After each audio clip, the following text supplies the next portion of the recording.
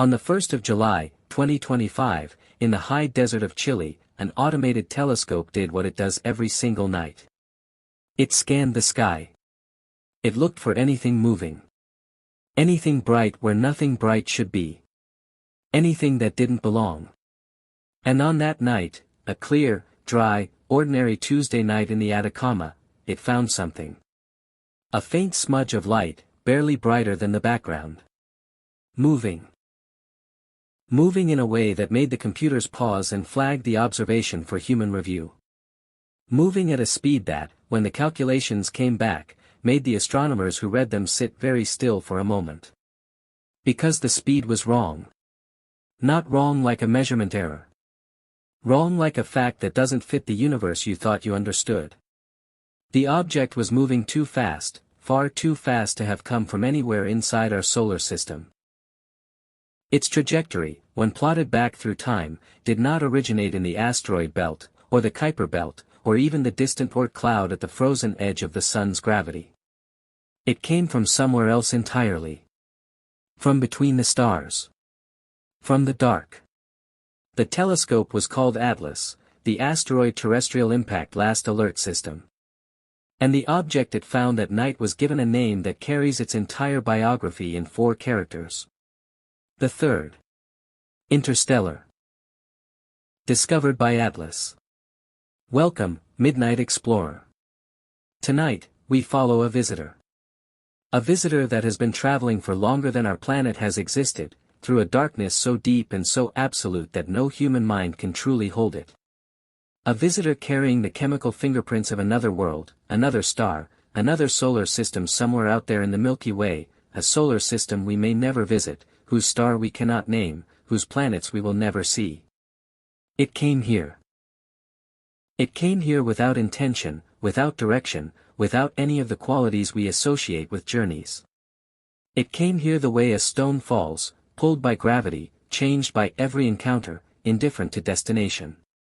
And yet, for a few brief months in the second half of 2025, this ancient wandering thing passed through our cosmic neighborhood. It swept around our sun. It was photographed by Hubble and James Webb and Parker Solar Probe and half a dozen planetary spacecraft. It was listened to by radio telescopes hungry for any hint of something artificial. It was analyzed by chemists and physicists and planetary scientists who woke at 3 in the morning when the emails came because something this rare doesn't wait for business hours. And now it is leaving. Already pulling away from our sun, picking up speed, heading back into the dark between the stars, taking its secrets with it. But we saw it. We measured it. We tasted its chemistry. And in doing so, for the first time in human history, we held in our hands a piece of another solar system. This is that story. To understand what 3I/Atlas is, you first need to understand what it was before anyone knew it existed. Before July 1st, 2025. Before 2025. Before humanity. Before our sun. Picture the galaxy. Not the way it appears in textbook diagrams, flat, spiral, neatly labeled. Picture it as it actually is. 100,000 light-years across, containing 2 to 400 billion stars, each star separated from its neighbors by distances measured in light-years. Mostly empty. Mostly dark. The stars are astonishing in number but minute in size relative to the spaces between them. Between those stars, nothing. Or almost nothing. The interstellar medium, the material between stars, is not entirely empty. There are thin clouds of gas. Individual hydrogen atoms, drifting at densities so low that a cubic centimeter might contain just 1 or 2 atoms, compared to the roughly 27 trillion molecules in a cubic centimeter of air at sea level. There are grains of dust, complex organic molecules and silicate particles, each smaller than a human red blood cell, scattered through the dark. There are photons from distant stars, traveling for thousands of years before hitting anything. But mostly, nothing. And through this nothing, for billions of years, 3I/Atlas traveled. Where did it start? We don't know. Researchers at the University of Michigan, led by Astor Taylor and Darrell Seligman, have estimated the age of 3I/Atlas. Using the known velocities of stars in the Milky Way and the kinematic properties of the object's orbit, they calculated that 3I/Atlas is somewhere between 3 and 11 billion years old. A separate team led by Matthew Hopkins estimated between 7.6 and 14 billion years old, potentially older than our solar system itself, which is 4.6 billion years old. Think about what that means. 3I/Atlas may have been traveling through the galaxy since before our sun was born.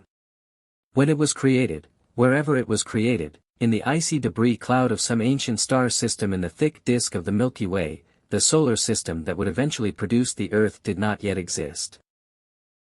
The hydrogen that would eventually become our sun had not yet collapsed. The carbon atoms that would one day form the first cells of life on Earth were still locked inside other stars. It has been drifting through interstellar space for all of that time. For all of Earth's history. For all of human history. For every dynasty, every empire, every invention, every poem, every prayer. This object was moving through the dark between the stars, on a path that happened, by the most enormous coincidence, to lead it here. To us. To this tiny solar system at the unfashionable edge of the Milky Way, orbiting an unremarkable medium-sized star. It passed within reach. And we noticed. The fact that we noticed, that the Atlas telescope, designed to watch for asteroids that might threaten Earth, happened to be scanning the right patch of sky on the right night, is its own kind of miracle. A technological miracle, built from decades of planetary defense research, from millions of individual human decisions to invest in sky surveys, from the accumulated knowledge of generations of astronomers. We built the instruments. The universe sent the visitor. On July 1, 2025, after a journey of billions of years, 3I/Atlas made itself known. The Atlas telescope in Rio Hurtado, Chile, is not what most people imagine when they picture a great observatory. It is not perched dramatically on a mountaintop like the great domes of the European Southern Observatory or the Keck complex on Mauna Kea. It is a relatively modest automated survey telescope, part of a global network.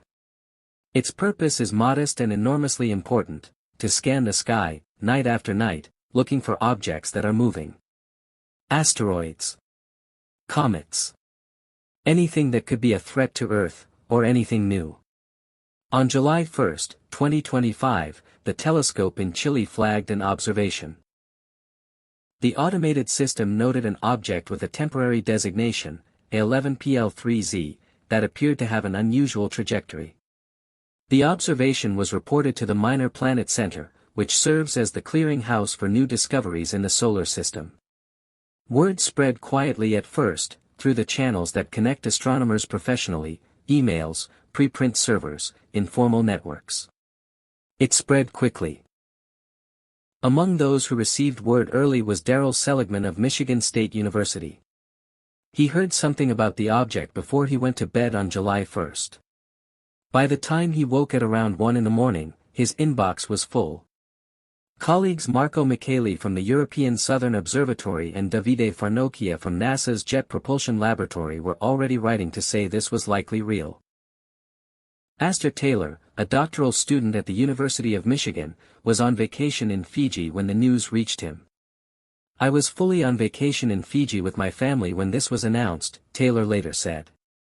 "When I heard, I just thought, all right. Well, that's my next 2 days." Karen Meach, faculty chair for the Institute for Astronomy at the University of Hawaii, mobilized her team. Observing runs were coordinated across multiple telescopes. The race was on not just to observe the object, but to confirm its interstellar nature before the news broke publicly. Within hours, pre-discovery observations began to surface. Researchers searched the archives of the Zwicky Transient Facility at Palomar Observatory in California. They searched the archives of Atlas telescopes in Hawaii, South Africa, and Chile. They found observations of the object going back to June 14, 2025, 2 weeks before the official discovery. Amateur astronomer Sam Dean identified further Atlas prediscovery data from as far back as June 5, 2025. But the object's position in front of the dense star fields near the galactic center, the direction of the constellation Sagittarius, where the heart of the Milky Way blazes with the combined light of billions of stars, had made it hard to pick out earlier. It had been hiding in the crowd. On July 2, 2025, observers at the Deep Random Survey Telescope in Chile, the Lowell Discovery Telescope in Arizona, and the Canada-France-Hawaii Telescope on Mauna Kea all confirmed something critical: the object was not just a fast-moving rock. It had a coma. A fuzzy, diffuse haze surrounding its nucleus, the halo of gas and dust that marks a comet, produced when solar radiation heats the icy surface and causes it to sublimate, releasing material into space. This was a comet. An active, outgassing comet. An active, outgassing comet moving far too fast to be from our solar system. On July 2, 2025, the Minor Planet Center announced the official confirmation. The object received its permanent designation, 3I/Atlas. 3. Interstellar. Atlas. The third interstellar object ever confirmed in our solar system. By the time it was officially named, 122 separate observations had been gathered from 31 different observatories around the world. From a single automated detection in the Chilean desert, the entire global astronomy community had mobilized in under 48 hours. The universe had sent a visitor. We had noticed. And what followed would be, for the next several months, some of the most extraordinary observational science of the decade. 3I/Atlas was not the first. To understand what made its arrival so significant. Why scientists who had not slept in 48 hours were still writing papers with a kind of barely controlled excitement, you need to know the story of the two that came before. The first interstellar object ever detected in our solar system was discovered in October 2017 by Robert Warwick, a Canadian astronomer working at the Pan-STARRS telescope on Haleakala in Hawaii. It received the designation 1I/Oumuamua, the Hawaiian word meaning roughly, a messenger from afar arriving first. Oumuamua was strange. Deeply, genuinely strange in ways that still provoke debate. It appeared to be elongated, possibly cigar-shaped, or perhaps flat like a pancake, with dimensions estimated at roughly 400 by 40 meters, making it far more elongated than any object previously seen in our solar system. It was dark and reddish, tumbling as it moved, brightening and dimming by a factor of 10 as it rotated. But the strangest thing was its acceleration. As Oumuamua moved away from the Sun, it accelerated slightly more than gravity alone could account for. In ordinary comets, this kind of non-gravitational acceleration is caused by outgassing, the jet propulsion of material being released from the icy surface. But Oumuamua showed no detectable coma. No gas. No dust. No cometary activity whatsoever. So what was pushing it? Various explanations were proposed. Hydrogen outgassing, invisible to our instruments. Radiation pressure on an unusually thin, flat object. Undetected dust. And then there was the hypothesis that captured public attention in a way that overshadowed all the serious science. Astrophysicist Avi Loeb of Harvard suggested that Oumuamua might be an artificial object, a light sail or a probe sent by an extraterrestrial civilization. The hypothesis generated enormous media coverage and enormous scientific skepticism. Most astronomers think Oumuamua was a natural object of an unusual type. The leading current explanation is that it was a fragment of a nitrogen ice body, similar to Pluto's surface, or perhaps a hydrogen iceberg, an exotic but physically possible form of cosmic ice. The unusual acceleration could be explained by the photon pressure of sunlight acting on a thin, highly reflective surface. But we don't know for certain. Oumuamua was discovered too late.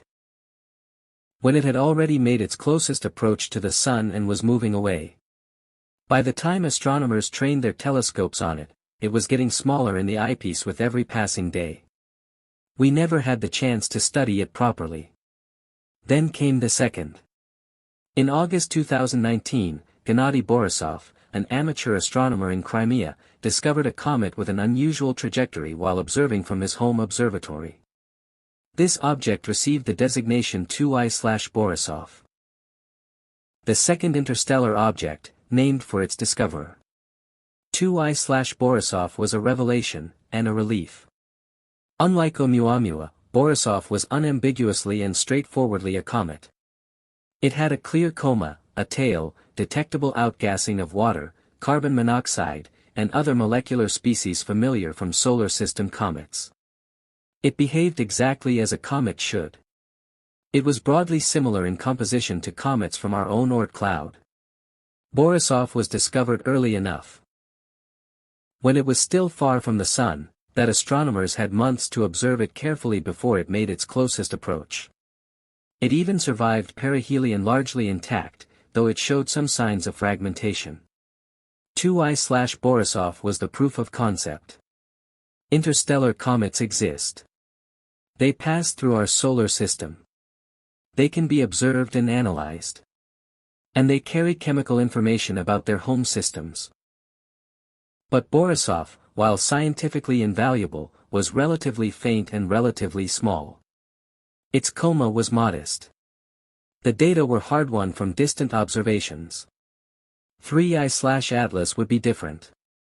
3I/Atlas was bigger, brighter, more active. Discovered while still far from the Sun, giving observers months of observing time.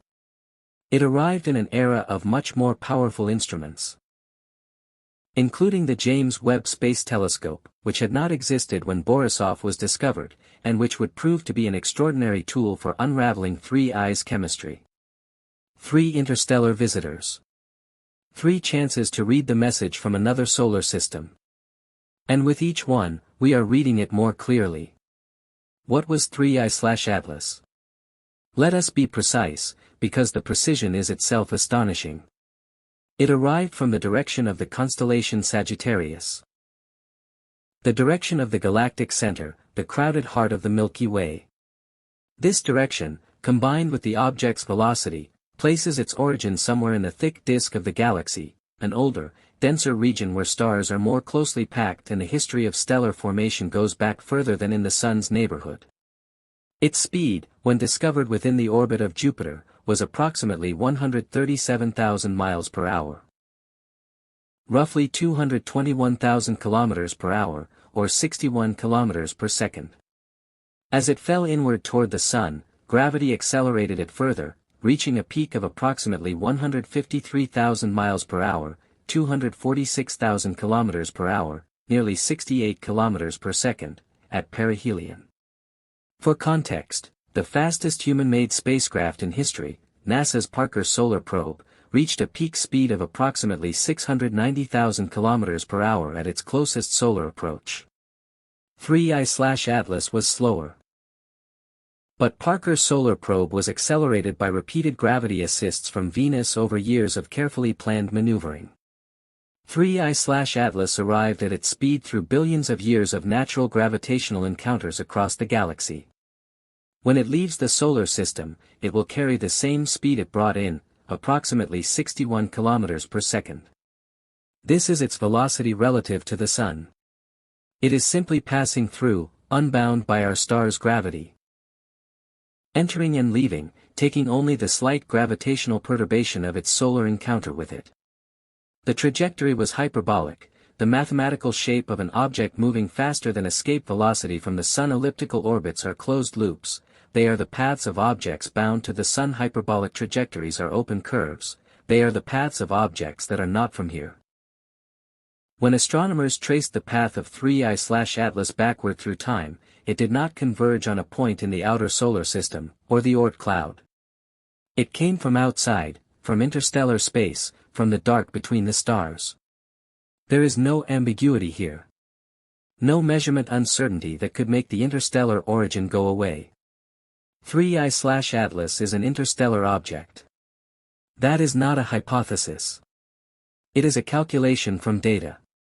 Its closest approach to the Sun, perihelion, occurred on October 29 to 30, 2025, at a distance of approximately 1.4 astronomical units.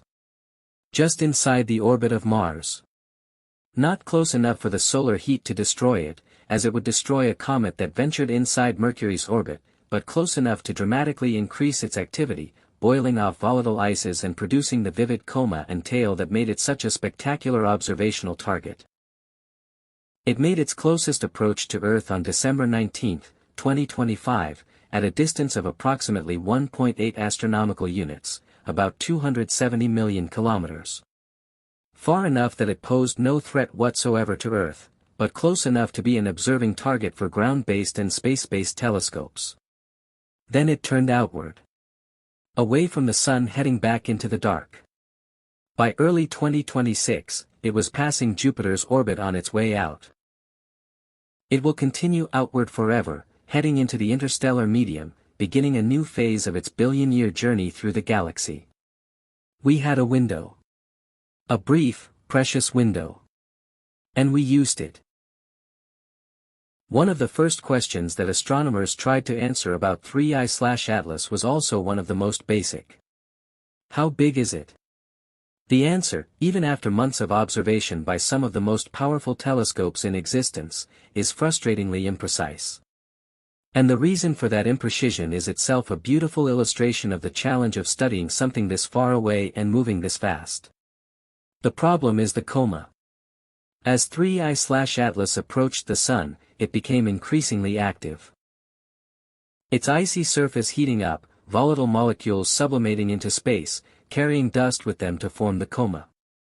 The coma grew to an extraordinary size. By early July 2025, the coma of 3I/Atlas spanned approximately 26,400 by 24,700 kilometers in diameter, roughly twice the diameter of the Earth. A vast, diffuse cloud of gas and dust, glowing faintly in the sunlight. This cloud surrounds the nucleus, the actual solid body of the comet. The nucleus is somewhere inside the coma, but the coma makes it impossible to see directly. You can't photograph the nucleus of an active comet the way you can photograph a dormant asteroid, because the coma hides it behind a diffuse shroud of outgassing material. The Hubble Space Telescope observed 3I/Atlas on July 21, 2025, when the comet was 277 million miles from Earth, and captured an image that became one of the most striking of the year. The comet's coma was shaped like a teardrop, streaming outward from the nucleus in a shape created by the interaction of the comet's outgassing with the solar wind and radiation pressure. Hubble kept watching. By August 20, 2025, analysis of the Hubble images allowed astronomers to constrain the nucleus size. The diameter of 3I/Atlas's nucleus was estimated at somewhere between 440 meters and 5.6 kilometers. That is an enormous range of uncertainty. The difference between a building and a small mountain. But this is what the science actually knows, honestly stated. An upper limit of 5.6 kilometers. A lower limit of 440 meters. The actual size somewhere in between. Later observations, particularly high-resolution images from the Hubble in December 2025, refined the estimate further. The nucleus is most likely less than 1 kilometer across. Relatively modest by the standards of solar system comets, where nuclei of several kilometers are common. But here is what matters about the size: even a nucleus less than 1 kilometer across, if it has been accumulating and preserving volatile ices for billions of years in the cold of interstellar space, can contain an astonishing quantity of material. The Neil Gehrels Swift Observatory found that 3I/Atlas was losing approximately 40 kilograms of water per second at distances well outside Mars's orbit, early in its solar approach, when many comets are barely active at all. This prodigious outgassing rate indicated an unusually volatile rich interior. A nucleus packed with ices that had been preserved in the cold of interstellar space for potentially billions of years, now releasing all of that stored material into the inner solar system for the first time. 40 kilograms of water per second. Material that last touched a star other than our own, releasing itself now into our space, mixing into our solar wind. We were, for those months, breathing the chemistry of another solar system. Of all the things we learned about 3I/Atlas, the chemistry is perhaps the most intimate. Chemistry is identity. The chemical composition of a comet records its history, the temperature and pressure conditions of the cloud from which it formed, the specific chemistry of the star it came from, the billions of years of alteration by cosmic radiation in interstellar space. The chemistry is a fingerprint. And the fingerprint of 3I/Atlas was unlike anything we had seen before. The Very Large Telescope of the European Southern Observatory turned its spectrographs toward 3I/Atlas in July and August 2025. On July 20, 2025, VLT detected atomic nickel vapor in the coma. The presence of nickel in cometary comas was only discovered in solar system comets in 2021, a surprising finding that has since been confirmed in multiple comets. Its detection in 3I/Atlas confirmed that this interstellar comet shares at least some chemical properties with our own comets. On August 14, 2025, VLT detected cyanide gas, CN, in the coma. Cyanide is one of the most common molecular species detected in comets. Its presence in 3I/Atlas was both reassuring, it behaves like a comet, and informative, it is chemically complex, containing nitrogen, which places constraints on its formation conditions.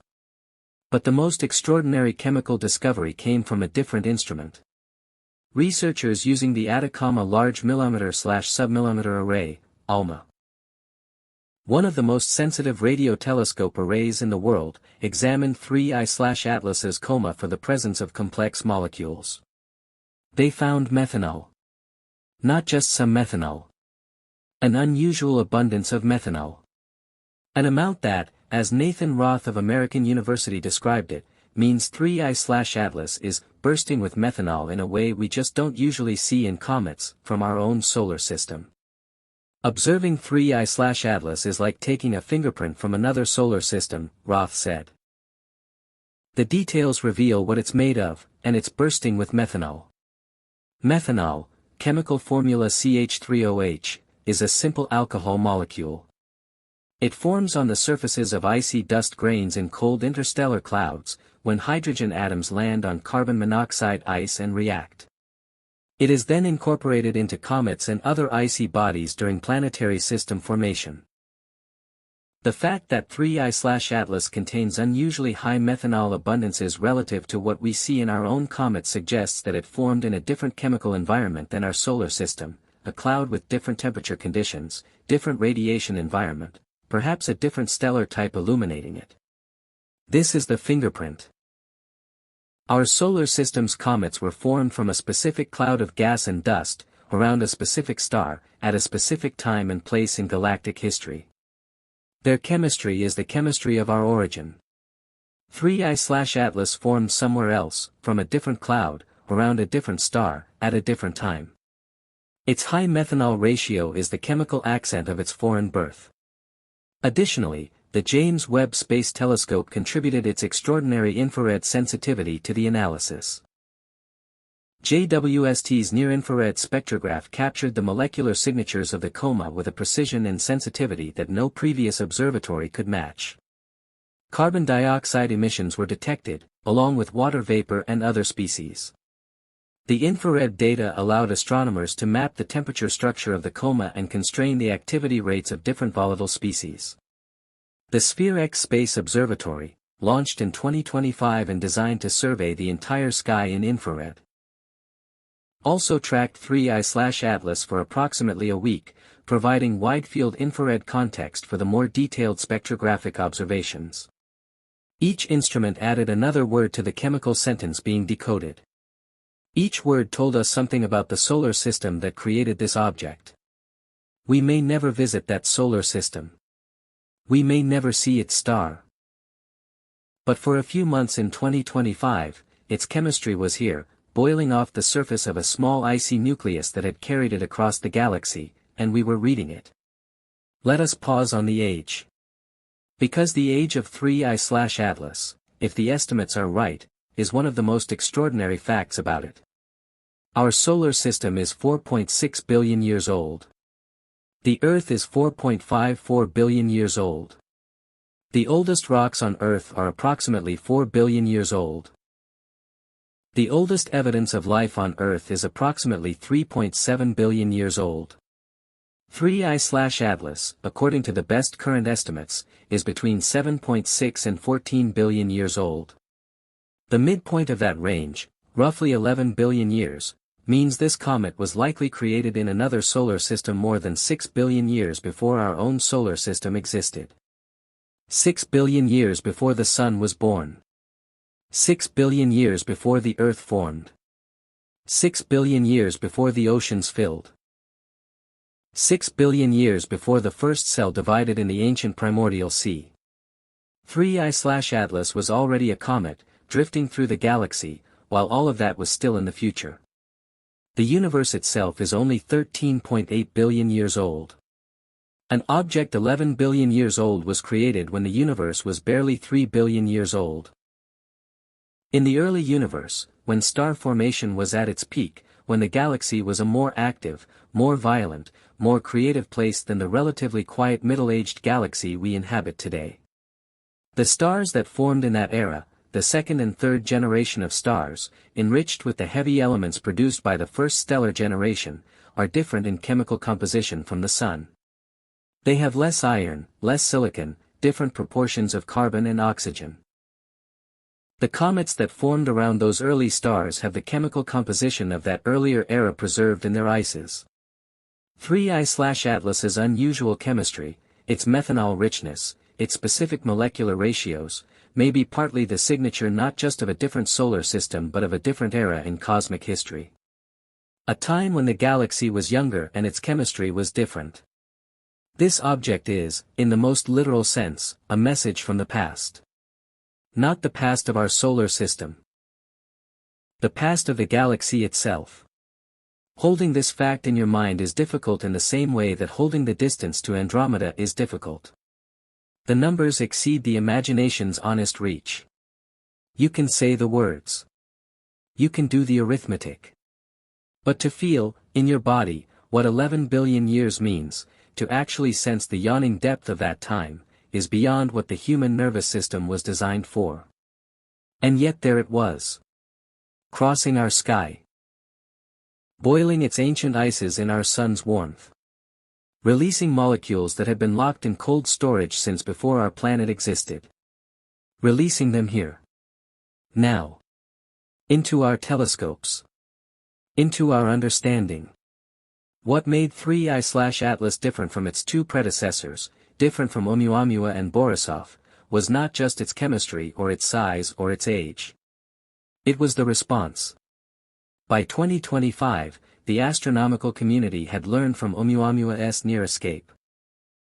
The first interstellar object had been discovered too late, studied too briefly, lost too quickly. The lesson was clear: when the next one comes, mobilize immediately and observe with everything available. When 3I/Atlas was confirmed on July 2, 2025, the response was extraordinary. Within days, every significant telescope on or near Earth had been pointed at the interstellar visitor. The Hubble Space Telescope began observing almost immediately, capturing the teardrop-shaped coma image on July 21. Hubble continued to observe through December, providing the closest estimates of nucleus size and tracking the evolution of the coma structure over months. The James Webb Space Telescope, humanity's most powerful infrared observatory, its golden mirror 15 years in the making, captured 3I/Atlas with its near-infrared spectrograph, providing molecular fingerprints with unprecedented sensitivity. The Very Large Telescope in Chile, with its suite of spectrographs, detected the nickel and cyanide gas signatures. ALMA, the world's most powerful millimeter wavelength array, measured the methanol abundance and mapped the molecular structure of the coma. The Vera C. Rubin Observatory, newly operational in Chile and designed to survey the sky with unprecedented depth, tracked the comet's brightness evolution. From space, the response was even more remarkable. NASA's Transiting Exoplanet Survey satellite, TESS, primarily designed to look for planets around other stars, was redirected to observe 3I/Atlas. Test data revealed that the comet may have been showing cometary activity as far back as May 7, 2025. 2 months before its discovery, when it was still roughly 6.4 astronomical units from the Sun. The comet had been active since before we found it, breathing into space while we still didn't know it existed. NASA's Parker Solar Probe, the fastest spacecraft in human history, designed to study the Sun at close range, happened to be in a position to observe 3I/Atlas from October 18 to November 5, 2025, with its WSPR wide-field imager. It captured approximately 10 images per day of the comet as it rounded the Sun, providing a unique close-perspective vantage point from the inner solar system. NASA's SphereX infrared observatory tracked the brightening of 3I/Atlas for about a week, watching its activity increase as it warmed in the solar neighborhood. The Psyche spacecraft, on its way to visit the metal asteroid 16 Psyche, happened to pass within 0.302 astronomical units of 3I/Atlas on September 4, 2025, capturing 4 observations over 8 hours from a position closer than any Earth-based telescope. The Lucy spacecraft, en route to the Trojan asteroids, spotted the comet from about 240 million miles away. And the Punch mission, a relatively new heliophysics spacecraft designed to image the solar wind, captured images of the comet's tail against the background of the solar corona. At Mars, the situation was extraordinary. On October 3, 2025, 3I/Atlas made its closest approach to the red planet, coming within approximately 29 million kilometers of Mars, close enough for the spacecraft there to observe it with their cameras, which had never been designed for such a task. ESA's ExoMars Trace Gas Orbiter captured images with its color and stereo surface imaging system, a camera designed to photograph the Martian surface, pivoting to look outward at the passing interstellar visitor instead.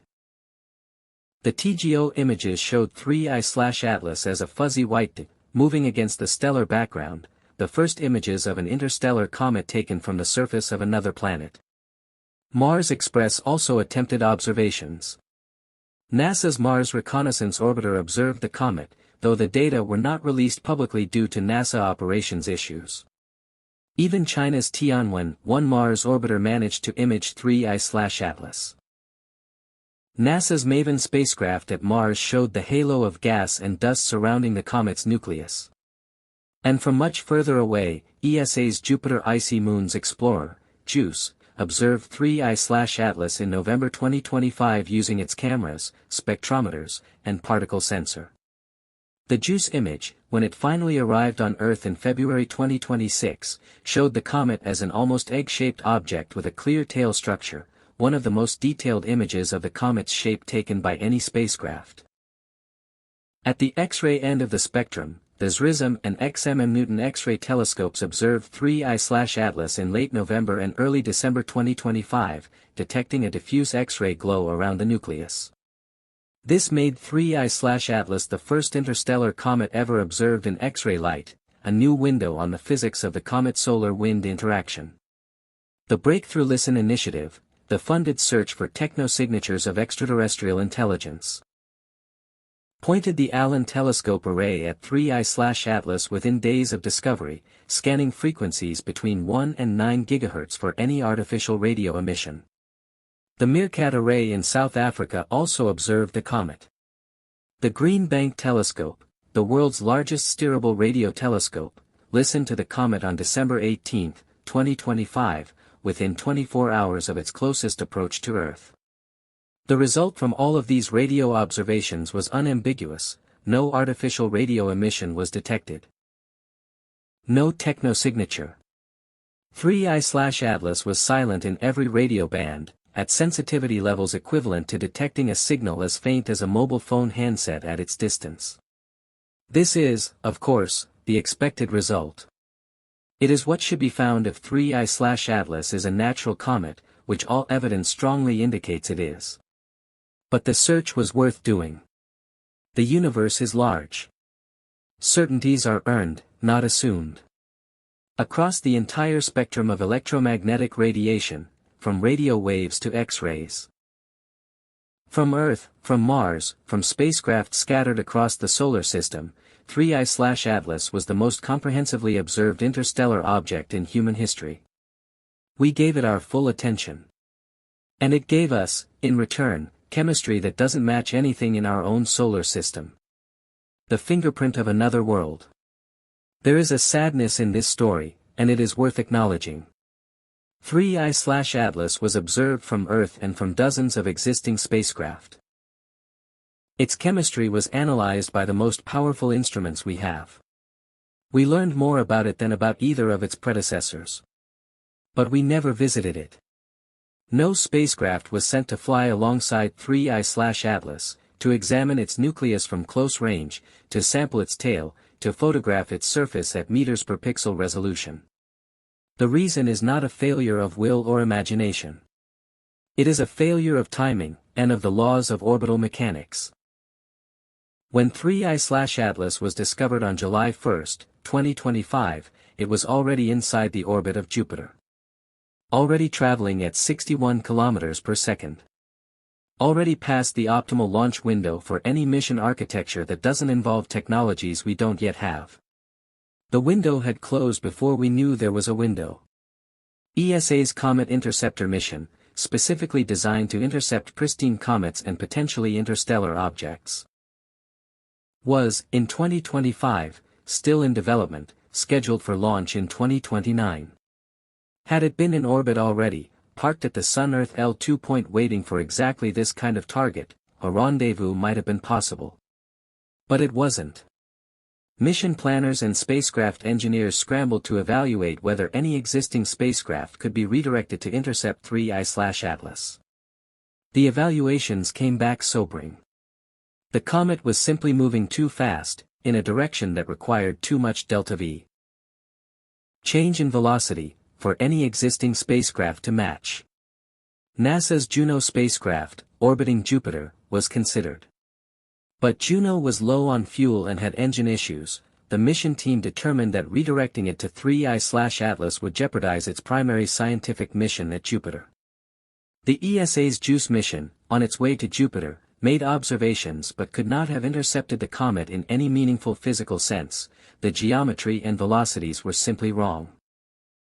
So instead of a rendezvous mission, we have telescopic observations. Instead of surface images at high resolution, we have estimates and upper limits on nucleus size. Instead of in situ mass spectrometry of the nucleus material, we have spectroscopic measurements of the outgassed molecules. Rich data. Extraordinary data. But distant data. And yet, the conversation about what comes next has already begun. 3I/Atlas is leaving. Already, in early 2026, it was heading outward past Jupiter's orbit, receding into the outer solar system, then beyond, into the interstellar medium. It will travel forever, or at least until something else deflects it, which in the emptiness of interstellar space might take another billion years. Can we catch it? The question has been examined carefully by Adam Hibbard of the Initiative for Interstellar Studies, using his Optimum Interplanetary Trajectory software, OITS, developed over years of work on missions to interstellar objects. The software has been used to plan trajectories for missions to Oumuamua and other fast-moving objects. The conclusion, yes. In principle. But it would require patience and ingenuity. The challenge is closing the velocity gap. When a spacecraft launches from Earth, it carries the Earth's velocity, roughly 30 kilometers per second around a Sunday 3I/Atlas. When it reaches the outer solar system, will be moving at approximately 61 kilometers per second relative to the Sun. The delta V gap between a spacecraft launched from Earth and a spacecraft that can match the comet's speed is enormous by the standards of conventional rocket propulsion. The proposed solution is the solar Oberth maneuver. Here is how it works. You launch a spacecraft toward the Sun. As it falls inward, the Sun's gravity accelerates it to extraordinary speeds. By the time it reaches perihelion at close solar approach, it might be moving at 300 or 400 kilometers per second. At that precise moment, when the spacecraft is moving fastest, when the efficiency of a rocket burn is highest, you fire the engines. The Oberth effect, thrust applied at maximum velocity produces maximum change in kinetic energy. A burn that might add only a modest delta V to a slow-moving spacecraft can add an enormous amount of energy when performed at extreme solar proximity. After the Oberth burn at perihelion, the spacecraft swings away from the Sun on a hyperbolic trajectory, an escape trajectory aimed at the retreating comet. The spacecraft is now moving at a velocity sufficient to catch up with 3I/Atlas, though the journey will take decades. Hibbard's calculations found a favorable alignment of Earth, Jupiter, and 3I/Atlas in 2035. If a spacecraft is launched in 2035, performs a gravity assist at Jupiter, executes a solar Oberth maneuver at close solar approach, and then chases 3I/Atlas outward, it could potentially intercept the comet in approximately 2075 to 2085, when 3I/Atlas will be more than 700 astronomical units from the Sun. $700. For times the distance that Voyager 1 has covered in nearly 50 years of travel. The mission would require a spacecraft weighing approximately 500 kilograms, launched aboard a powerful rocket. Hibbard's analysis uses a refueled SpaceX Starship Block 3 from low Earth orbit as the launch vehicle. It would have to survive a decade of development, launch in 2035, fly for 40 to 50 years, then execute a flyby of an object it set out to catch half a century earlier. The scientists who design such a mission today will not live to see it arrive. There is something profound and human about this. The willingness to build instruments, plan trajectories, launch probes across decades, to invest in questions whose answers will be received by people not yet born, is perhaps one of the most distinctly human behaviors there is. We plant trees we will not sit under. We write books for readers we will never meet. We send spacecraft across half a century to bring back data we will never read. This is what civilization means. This is what science means. The conversation about a mission to 3I/Atlas has already begun. The calculations have already been done. The window is 2035, still almost a decade away. There is time. Whether humanity will choose to reach, across half a century of space and time, toward a piece of another solar system, that is a question for the people who will make the choices in 2035.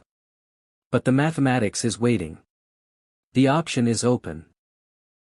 The comet is already on its way, drawing a straight line into the dark, marking a path that a spacecraft could follow. All we have to do is decide to go.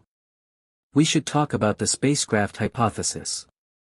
On July 16, 2025, just 2 weeks after 3I/Atlas was confirmed as an interstellar object, astrophysicist Avi Loeb of Harvard, along with collaborators from the Initiative for Interstellar Studies, posted a paper to the preprint server AR14 arguing that 3I/Atlas might not be a natural comet.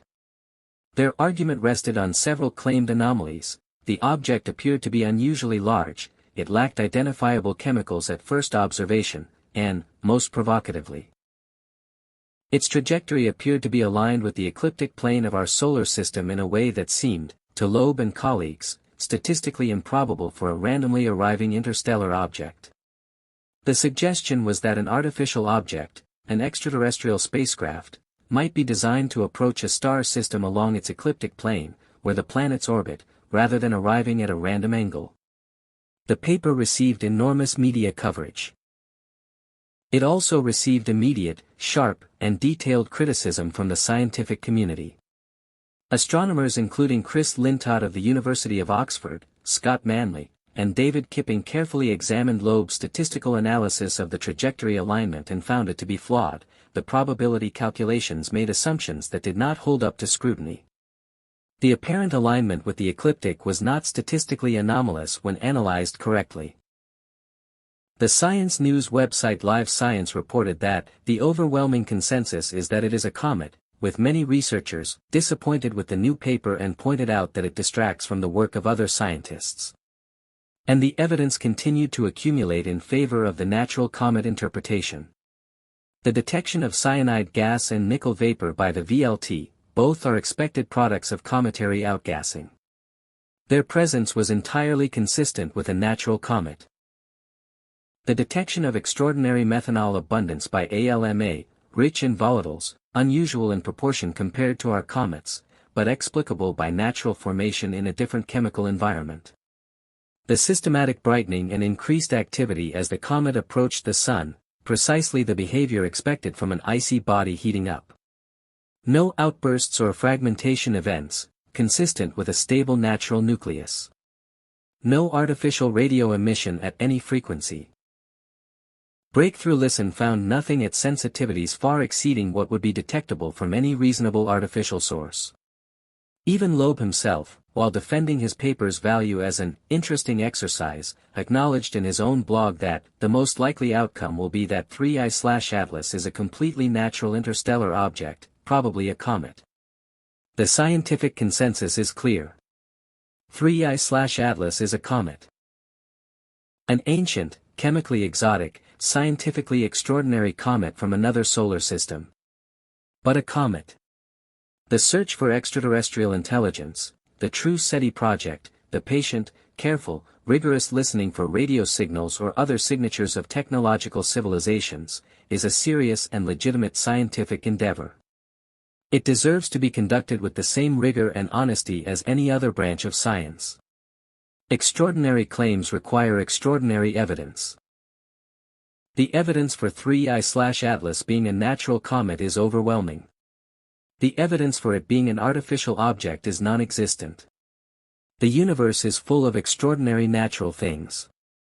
The interstellar comet, traveling for billions of years from another solar system, arriving in our cosmic neighborhood for a brief visit, releasing its ancient ices in our sun's warmth, this is extraordinary enough.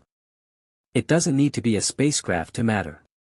It matters enormously as exactly what it is. 3 interstellar objects in 8 years. Oumuamua in 2017. Borisov in 2019. Atlas in 2025. To a first approximation, this might seem like an accelerating rate of discovery. But the rate is not a mystery, it reflects the improving sensitivity and coverage of sky surveys, not necessarily an actual increase in the frequency of interstellar visitors. Theoretical models developed after Oumuamua's discovery suggested that interstellar objects the size of 3I/Atlas should pass through the solar system at a rate of perhaps 1 or 2 per year, but nearly all of them pass undetected because they come and go without anyone noticing. We simply didn't have the sky survey infrastructure to find them until recently. The Vera C. Rubin Observatory, the Legacy Survey of Space and Time, LSST, began operations in 2025. With its enormous field of view, its 8.4-meter mirror, and its ability to survey the entire visible sky every few nights, Rubin is expected to dramatically increase the detection rate of interstellar objects. Astronomers estimate that Rubin may find 1 or more interstellar objects per year. This would transform the field completely. Right now, we have 3 data points. With 3 data points, you can barely draw a conclusion. You can note that Oumuamua was unusual and dry, that Borisov was more comet-like and water-rich, that 3I/Atlas is comet-like with unusual methanol abundance. You can see some variation. But you cannot draw reliable conclusions about the population of interstellar objects, about the distribution of chemical types, about what different compositions tell us about different types of stellar systems. With 10 data points, you can start to see patterns. With 50, you can do statistics. With 100, 1 per year for a century, you would have a survey of interstellar visitors that would tell us more about the chemistry of other solar systems than any other observations available to us. The era of interstellar object astronomy is beginning. 3I/Atlas is not the end of this story. It may not even be the most important chapter. It may be the 3rd chapter of a book that will run for centuries. Imagine that future. A future in which, every few months, a new interstellar visitor is announced. Each one carrying the chemical fingerprint of another solar system. Each one adding a data point to the growing map of how other planetary systems form, what they are made of, how they differ from our own. Each one a message from somewhere we will never go, arriving without a return address, speaking in the language of molecules. We won't always be able to send missions to them. But we will observe them. We will measure them. We will read them. And slowly, incompletely, with all the honest uncertainty of real science, we will begin to understand what is out there. The lesson of Oumuamua. The lesson of 3I/Atlas. By the time we know about them, they have already been here long enough that a direct rendezvous mission is nearly impossible. They are moving too fast. They are too far inside the solar system. The optimal launch window is always in the past. ESA's response to this problem is elegant: don't wait to discover the target. Launch the spacecraft now. Park it in a stable orbit at the Sun-Earth L2 point, 1.5 million kilometers from Earth. And wait. This is the Comet Interceptor. ESA's Comet Interceptor mission is scheduled to launch as early as 2029. It will travel to the L2 point and enter a halo orbit there, sharing the orbit with the James Webb Space Telescope and ESA's Euclid mission. It will sit there, patient, fueled and ready, for however long it takes. Its primary target is a pristine comet, a comet from the outer Oort cloud, making its first ever approach to the inner solar system, carrying material completely unaltered since the formation of the solar system 4.6 billion years ago. But its secondary possibility, acknowledged in the mission design, is an interstellar object. If an interstellar comet is discovered while it is still far from the Sun, early enough in its approach that a trajectory calculation shows the Comet Interceptor can intercept it, the spacecraft would be redirected from its parking orbit and sent to the target. The current mission architecture involves a primary spacecraft and two smaller probes that would separate and fly by the target from different angles, providing a multi-perspective view of the nucleus and the coma. Would the Comet Interceptor have been able to intercept 3I/Atlas if it had already been in orbit in July 2025? Probably not. Analysis suggests that even with the Comet Interceptor at L2, the discovery of 3I/Atlas came too late. The comet was already too far inside the solar system for a viable intercept trajectory. An earlier discovery might have changed this. But the next interstellar visitor might be discovered earlier. The Vera C. Rubin Observatory, with its far greater survey power, might pick up the next 3I equivalent object while it is still beyond Jupiter's orbit, while it is still months away from perihelion, while there is still time. If the Comet Interceptor is in orbit when that happens, parked and ready at L2, waiting for exactly this moment, humanity may finally get its close-up view of an interstellar object. It will be the most significant close encounter in the history of space exploration. Not just a flyby of an asteroid. Not even a mission to a native comet. A rendezvous with something from outside, a sample of another solar system's birth material, examined at close range, photographed at resolution that reveals the texture and structure of an ancient alien nucleus. The mission has not launched yet. But it is coming. And the universe, based on the last 8 years, seems to have decided to send visitors at a rate that suggests one will arrive before the decade is out. Among the many remarkable things about the response to 3I/Atlas was the speed with which the search for extraterrestrial intelligence community mobilized. Breakthrough Listen, the $100 million SETI initiative funded by Yuri Milner and led by astronomers at UC Berkeley and Oxford, pointed the Allen telescope array at 3I/Atlas within days of discovery. Data was acquired across frequencies from 1 to 9 GHz, covering the range most likely to carry intentional artificial radio signals. The ATA observations showed nothing unusual. The diagonal stripe visible in the spectrograms was determined to be local interference from human sources, satellite or ground-based transmitters, visible in both the on-target and off-target observations, and therefore not attributable to 3I/Atlas. The Meerkat array in South Africa also observed the comet, and in addition to searching for radio technosignatures, it detected hydroxyl. The OH radical, produced when sunlight breaks down water ice into its constituent hydrogen and oxygen. The detection of hydroxyl was chemically expected and confirmed the comet's water ice content. On December 18, 2025, one day before 3I/Atlas's closest Earth approach, the Green Bank telescope, the world's largest steerable single-dish radio telescope, listened to the comet across frequencies from 1 to 12 GHz. At that distance, $1.70. The GBT was sensitive to any artificial transmitter with an equivalent isotropic radiated power of approximately 0.1 watts. Less than a child's night light. Nothing. No artificial signal. No pattern in the noise. No whisper of technology. 3I/Atlas was silent. This is not a surprise. The scientific consensus, shared by the overwhelming majority of astronomers, is that 3I/Atlas is a natural comet, and natural comets do not emit radio signals. Finding nothing was the expected result. But the exercise is still worth doing. Because we don't know, with absolute certainty, the exact nature of every interstellar object we might encounter. The correct response to uncertainty is not to assume away one possibility, but to check. To point the instruments. To listen. The cost of listening is low. The cost of not listening, if there were ever actually something there to hear, would be incalculable. So we listened. We heard the natural chemistry of a comet. Water breaking apart in sunlight. The ancient volatile ices of a billion-year-old nucleus sublimating in the warmth of a star it had never encountered before. Natural. Eloquent. Ancient.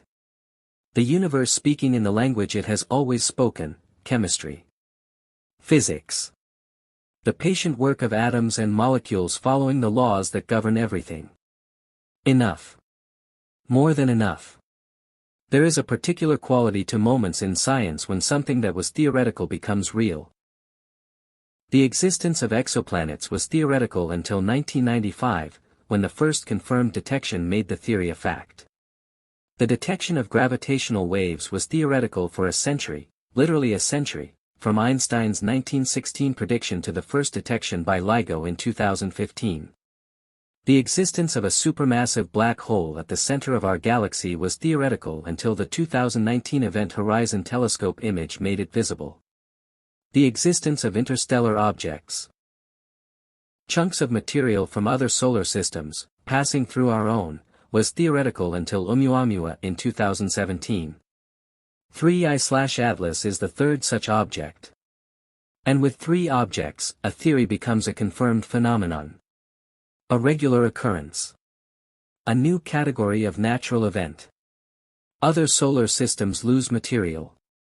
That material drifts between the stars. Sometimes it passes through our solar system. And now, for the third time, we have caught one of these travelers in the act. This is no longer a curiosity. It is a channel of information. The galaxy is, in a real sense, broadcasting information about its chemistry. Every interstellar comet that passes through our solar system is a sample vial from another location in space and time, a messenger that has done the impossible journey for us, crossing light years of empty space that we cannot currently cross. We study exoplanets through indirect means. The transit of light as a planet crosses a star's face, the Doppler wobble of a star pulled by an orbiting planet's gravity. These methods tell us the size, the orbital period, the mass, but not the composition, not the chemistry, not the specific ingredients of the planetary system. Interstellar comets give us the chemistry directly. Not of a planet, comets are not planets. But of the protoplanetary cloud from which planets form. Of the icy bodies in the outer reaches of the planetary system that carry the most pristine record of the cloud's original chemistry. The methanol ratio in 3I/Atlas tells us something about the specific protoplanetary disk in which it formed. The nickel abundance tells us something about the temperature conditions at formation. The total volatile content tells us about the irradiation history of the original cloud. These are facts about another solar system. Not inferences. Not models. Facts, measured directly from material that came from there. 3I/Atlas was here. It released its chemistry into our solar system. We measured it. We know something now that we could not have known before July 1, 2025. We know that somewhere in the thick disk of the Milky Way, billions of years ago, there was a solar system whose protoplanetary disk had an unusual abundance of methanol. Whose cometary chemistry was different from our own. Whose history is preserved in the ices of a wandering object that found its way to us across the millennia. This is not merely wonderful in the abstract. It is the first step toward a catalogue. Toward a library. Toward, eventually, an understanding of how common or uncommon our own solar system's chemistry is. How many systems produce worlds rich in water? How many have the carbon chemistry that precedes life? 3I/Atlas was not just a visitor. It was a teacher. Behind every great discovery in science, there are human beings. Not the mythologized lone genius, struck by a sudden inspiration. The actual, complicated, tired, excited, sometimes vacationing human beings who noticed something and decided it mattered. When the Atlas telescope in Chile flagged A11PL3Z on July 1, 2025, the first human eyes to look at the data and understand what they were seeing belonged to the Atlas team. They reported to the Minor Planet Center. They sent emails. And the emails spread. Astor Taylor of the University of Michigan was in Fiji.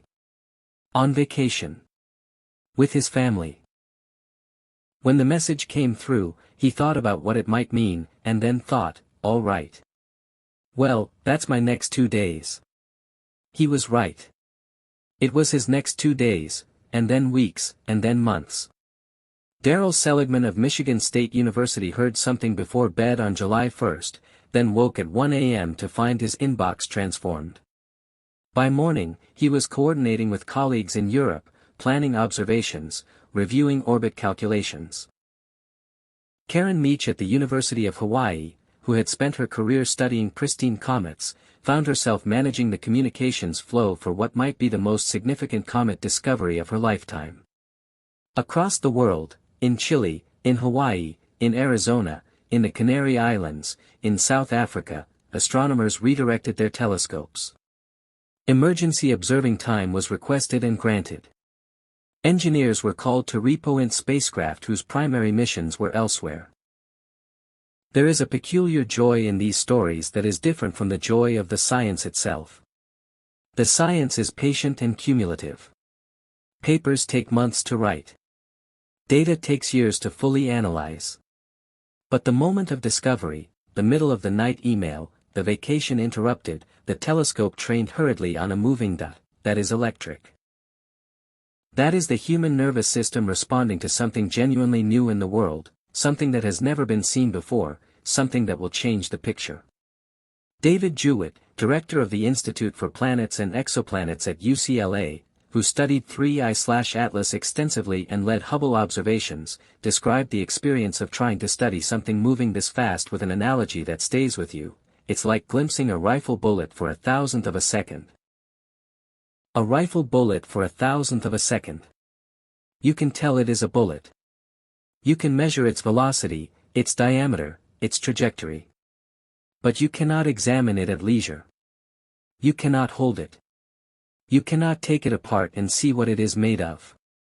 You get what you get in the moment you have. And the astronomers who observed 3I/Atlas, in the months between July and December 2025, while it swept through the inner solar system and around the sun and out again. They got everything they could. They pointed every instrument. They logged every photon. They filed every observation. Not because it was easy. Because it mattered. Because something this ancient, this far-traveled, this foreign, something that has been moving through the dark for longer than the Earth has existed, deserves to be looked at. Deserves to be understood. Or at least, as well as we can understand, in the 1001-second glimpse we have of a rifle bullet crossing the infinite sky. As of early 2026, 3I/Atlas is heading outward. It passed closest to the Earth on December 19, 2025, at 1.7 astronomical units. It passed Jupiter's orbit heading outward in March 2026, at approximately 53.6 million kilometers from the giant planet. On March 16, 2026, it came close enough to Jupiter that NASA's Juno spacecraft, orbiting the gas giant, had a chance to capture data, though whether and when that data will be released depends on the status of the mission. After Jupiter, 3I/Atlas will continue outward. Past Saturn's orbit. Past Uranus. Past Neptune. Into the Kuiper belt, where the outer remnants of our solar system's formation still orbit in the cold beyond Neptune's path. Then beyond the Kuiper belt, into the inner Oort cloud, the vast diffuse swarm of icy bodies that extends from the edge of the planetary system into the interstellar medium. And then out. Into the interstellar medium. Back into the dark. Its speed when it exits the solar system will be the same as when it entered, approximately 61 kilometers per second relative to the Sun. No faster. It will have spent the extra velocity it gained from falling toward the Sun in climbing back out of the Sun's gravity well. 61 kilometers per second. 219,600 kilometers per hour. Fast. And yet, to cover the 4.2 light-years to the nearest star system, Alpha Centauri, would take approximately 21,000 years at this speed. To reach the galactic center, roughly 26,000 light-years away, would take something like 120 million years. The galaxy is enormous. 3I/Atlas is fast by human standards. Slow by galactic standards. It will drift. It will be pulled by the gravity of passing stars, nudged by the slight gradients of the galactic potential, occasionally swinging close to a star system and receiving a gravitational perturbation. Over millions of years, its path will change, chaotically, in ways that cannot be predicted from any current observation. Will it ever visit another solar system? Almost certainly. Given enough time. Given the tens of billions of years it has already spent wandering the galaxy, it has almost certainly visited multiple star systems before ours. The solar flyby that we observed may be the 1,000th, or the 10,000th. We have no way to know. And we will never know what it saw in those other visits. Whether those other stars had planets. Whether those planets had chemistry. Whether any of them had something looking up at the sky, noticing the comet, wondering where it came from. We know only this: it came here. It came through our solar system. We were here to notice. And now it is leaving, carrying nothing new. It has no way to record our presence, no mechanism to report back, no consciousness to wonder about what it passed through. But we noticed it. We will carry that forward. 3I/Atlas was first reported to the Minor Planet Center by the Atlas Survey Telescope in Rio Hurtado, Chile, on July 1, 2025. It is the third known interstellar object to pass through our solar system, following Oumuamua in 2017 and Borisov in 2019. When discovered, 3I/Atlas was traveling at about 137,000 miles per hour.